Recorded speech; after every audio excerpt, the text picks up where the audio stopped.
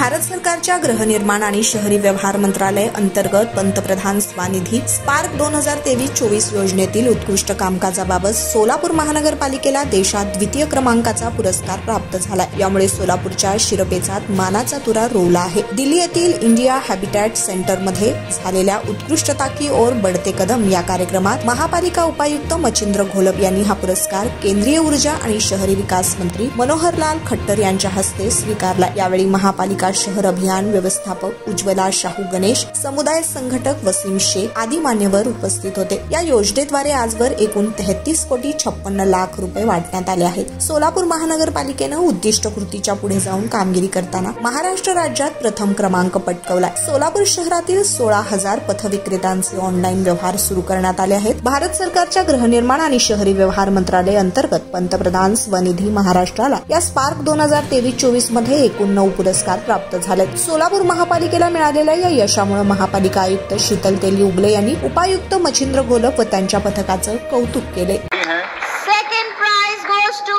Solapur municipal corporation Maharashtra. Solapur municipal corporation के लिए एक बार जोरदार तालियां। स्वागत कीजिए उनका मंच पे, जिन्होंने सराहनीय काम किया है। They have demonstrated effective beneficiary outreach which led to increased disbursements. Please clap for them.